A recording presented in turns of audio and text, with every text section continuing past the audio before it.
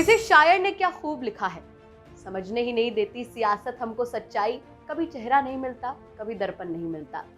मिले भी तो कैसे, हर दिन नया बयान और बयान में भी विवादित बयान। शिवसेना के सांसद हैं संजय राउत, उन पर चर्चा का कारण अमूमन उनके बयान ही होते हैं। इस बार संजय राउत ने कहा कि गोडसे ने गांधी की जगह अगर जिन्ना को मारा होता तो देश का बंटवारा नहीं होता। नमस्कार, आप देख रहे हैं डेली बज शो। दूसरी खबर होगी कांग्रेस शासित राज्य में जारी सियासी कलह की।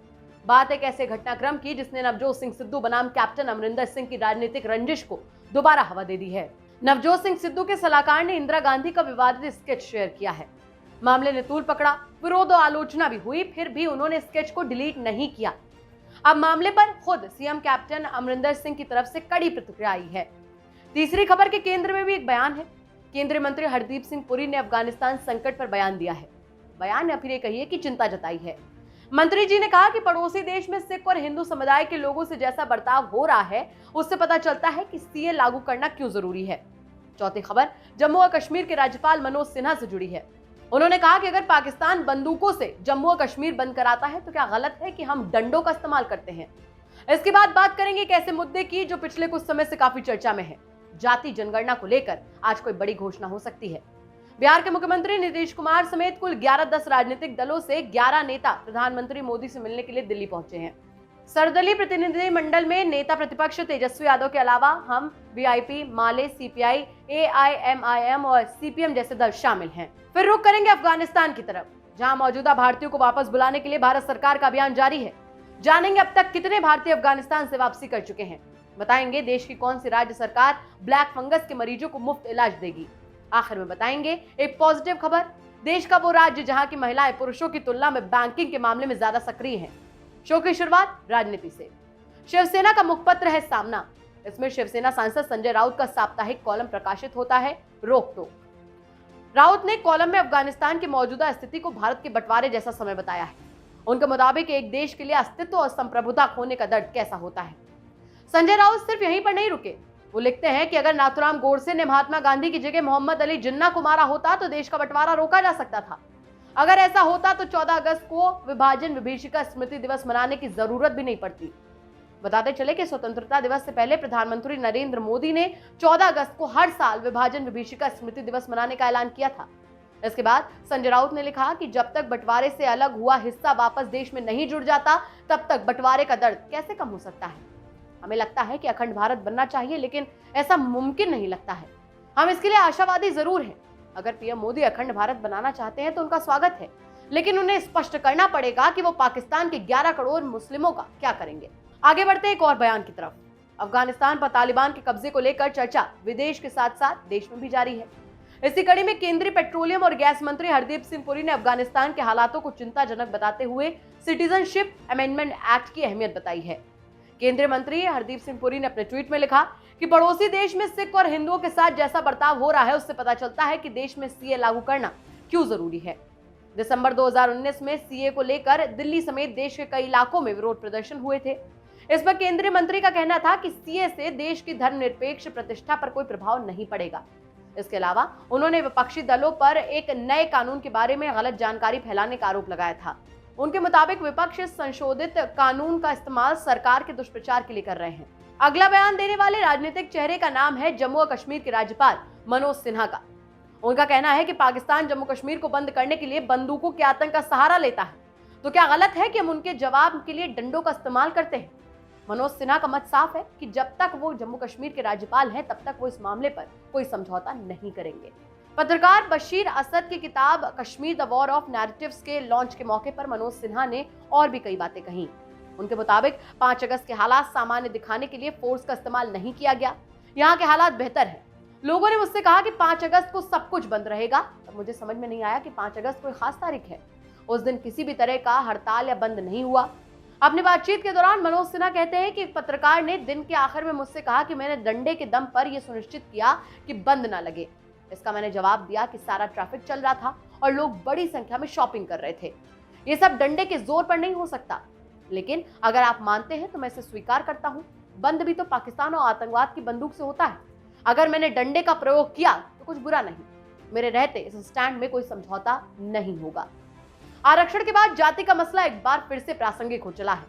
इस बार बात केवल जाति की नहीं बल्कि जातिगत जनगणना की है। इस मुद्दे पर बिहार के 10 राजनीतिक दल के नेताओं ने प्रधानमंत्री नरेंद्र मोदी से दिल्ली में मुलाकात की। बैठक में बिहार के मुख्यमंत्री नीतीश कुमार और राजद नेता तेजस्वी यादव भी शामिल थे। नीतीश कुमार ने बैठक की प्रेस वार्ता में कहा कि पीएम मोदी ने बिहार से आए नेताओं की बात को गौर से सुना है। अब फैसला पीएम मोदी को ही लेना है, वो जो भी उचित समझे। पीएम मोदी ने हमारी बातों को गंभीरता से सुना है, इसीलिए हम उनके आभारी हैं। इसके बाद नीतीश कुमार ने कहा कि प्रस्ताव नेता प्रतिपक्ष की तरफ से मिला था कि जाति जनगणना के मुद्दे पर प्रधानमंत्री मोदी से मिलना चाहिए। नेता प्रतिपक्ष तेजस्वी यादव का इस मुद्दे पर कहना था कि हमारे प्रतिनिधि मंडल ने आज न केवल बिहार में बल्कि पूरे देश में जाति जनगणना के लिए पीएम से मुलाकात की है। राष्ट्रहित में हम सभी दलों के लोग एक साथ हैं। पेड़ पौधों की गिनती होती है, जानवरों की गिनती होती है, तो इंसानों की क्यों नहीं। सरकार के पास स्पष्ट आंकड़ा नहीं है, किस समाज के कितने लोग हैं इसकी जानकारी नहीं है। सरकार के पास जातिगत समाज का आंकड़ा नहीं होगा तो सरकार कल्याणकारी योजनाएं कैसे बना सकेगी।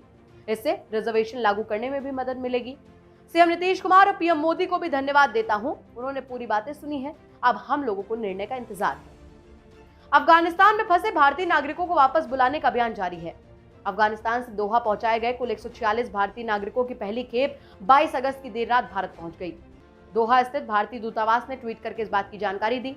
ट्वीट में लिखा था कि भारत के 146 यात्रियों का दूसरा दल वहां पहुंचाने में मदद के लिए विदेश मंत्री एस जयशंकर समेत सभी को धन्यवाद। वहीं अफगानिस्तान से अब तक भारत आए लोगों की बात करें तो 22 अगस्त को 3 विमानों में 392 लोग भारत लौटे। इनमें 329 भारतीय और 2 अफगान लॉमेकर शामिल हैं। भारतीय वायुसेना के C-17 एयरक्राफ्ट में 168 लोगों की वापसी हुई थी। इसमें 107 भारतीय और 23 अफगान सिख और हिंदू शामिल थे। अब बात एक ऐसे राज्य सरकार की जिसने ब्लैक फंगस से पीड़ित मरीजों को मुफ्त इलाज देने का ऐलान किया है। महामारी के मद्देनजर यह ऐलान कर्नाटक सरकार ने किया। कर्नाटक के मुख्यमंत्री बसवराज बोम्मई ने कहा कि परिवार पर इस आर्थिक बोझ को ध्यान में रखते हुए सरकार ने ब्लैक फंगस के मरीजों का खर्च उठाने का फैसला लिया है। जब तक एक मरीज पूरी तरीके से ठीक नहीं हो जाता, सरकार उसका पूरा खर्च उठाएगी। ब्लैक फंगस का इलाज काफी महंगा है। इसके उपचार में उपयोग होने वाले एक इंजेक्शन की कीमत 10 से 12 हजार रुपए होती है। ये इंजेक्शन मरीज को डिस्चार्ज होने के बाद 4 हफ्ते तक लेना पड़ता है।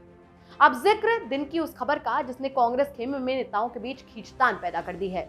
खबर के केंद्र में पंजाब के मुख्यमंत्री कैप्टन अमरिंदर सिंह और पंजाब कांग्रेस प्रमुख नवजोत सिंह सिद्धू हैं।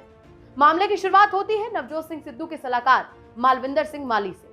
उन्होंने अपने फेसबुक पेज पर पूर्व प्रधानमंत्री इंदिरा गांधी का एक विवादित स्केच साझा किया। अब पूरे प्रकरण पर खूब विवाद हो रहा है। कैप्टन अमरिंदर सिंह से लेकर कांग्रेस संगठन ने इस कदम की आलोचना की है। सबसे बड़ी बात यह है कि संगठन में इतनी कलह के बावजूद मालविंदर सिंह ने वो पोस्ट डिलीट नहीं किया। इंदिरा गांधी का एक कार्टून 1989 में प्रकाशित जन तक पैगाम नाम की पंजाबी मैगजीन के कवर पर नजर आया था। कवर में इंदिरा गांधी खोपड़ियों के ढेर पर खड़ी हैं। उनके हाथ में एक बंदूक है, उस पर भी एक खोपड़ी लटक रही है। इस स्केच में लिखा है कि हम जबरती यही कहानी करना जबरते मुंह दिखानी, यानी हर जुल्म करने वालों की यही कहानी है कि उसे आखिर में मुंह की खानी पड़ती है। इंदिरा गांधी के कार्टून वाला कवर 1984 के दौरान सिख दंगों में हुए कत्लेआम को दिखाता है। सिख समुदाय इन दंगों के लिए इंदिरा गांधी के फैसलों को जिम्मेदार मानता है। मालविंदर सिंह माली इस मैगजीन के तत्कालीन संपादक थे। जब घटना के इतिहास में इतनी भूमिका थी तो इस पर प्रतिक्रियाएं आना स्वाभाविक है। पंजाब के सीएम कैप्टन अमरिंदर सिंह ने माली को फटकार लगाई है। उन्होंने कहा कि वो सिर्फ पंजाब कांग्रेस के प्रधान को सलाह देने तक सीमित रहे। जिन मुद्दों के बारे में जानकारी ना हो और खासकर जब ये भी ना पता हो कि इनके क्या परिणाम हो सकते हैं, तो उस पर कोई बयान ना दे। इस मामले पर कांग्रेस सांसद मनीष तिवारी ने भी कैप्टन अमरिंदर सिंह की बात का समर्थन किया है। उन्होंने बेहद तल्ख अंदाज में कहा कि पार्टी तो बहुत दूर की बात है कि ऐसे लोग देश में भी रहने के लायक हैं। ये पहला ऐसा मौका नहीं है जब मालविंदर सिंह अपने बयानों की वजह से चर्चा में बने हुए हैं। इससे पहले मालविंदर सिंह माली ने अपने फेसबुक पोस्ट में जम्मू कश्मीर को लेकर विवादित टिप्पणी की थी। इस पोस्ट में उन्होंने जम्मू कश्मीर को एक अलग देश बता दिया था। माली ने कहा था कि कश्मीर को आजाद कर देना चाहिए। इसके अलावा उन्होंने कश्मीर पर पाकिस्तान और भारत का अवैध कब्जा भी बताया था। आखिर में हमारे पास आपके लिए एक पॉजिटिव खबर है। मध्य प्रदेश हमारे देश का एक ऐसा राज्य है जहां महिलाएं बैंकिंग के मामले में पुरुषों से ज्यादा सक्रिय हैं। प्रदेश में कुल 3 करोड़ 56 लाख बैंक अकाउंट्स हैं। इनमें से 1 करोड़ 89 लाख बैंक अकाउंट्स महिलाओं के हैं, यानी पुरुषों से 13.1% ज्यादा। उनकी कुल हिस्सेदारी बढ़कर 53.1% हो गई है। इनमें भी करीब 2% खाते कोरोना काल में खुले हैं। अब हम शो के आखिर में आ चुके हैं। यहाँ हमारे पास आपके लिए एक सवाल है, लेकिन उससे पहले हम आपको कल पूछे गए सवाल का जवाब दे देते हैं। कल हमने आपसे पूछा था कि रियो पैरालंपिक में भारत दल के कितने मेडल हासिल हैं। इसका जवाब है 4 मेडल, जिसमें 2 स्वर्ण, 1 रजत और 1 कांस्य शामिल है। वही हमारा आज का सवाल है कि कैप्टन अमरिंदर सिंह की अगुवाई में कांग्रेस ने पंजाब में कितनी विधानसभा सीटें जीती थी। अगर आपको इसका जवाब पता है तो हमें कमेंट करके बताइए। बाकी इसका जवाब हम अपने कल के शो में देंगे। तब तक अपना और अपनों का बहुत ख्याल रखिए। शुभ रात्रि।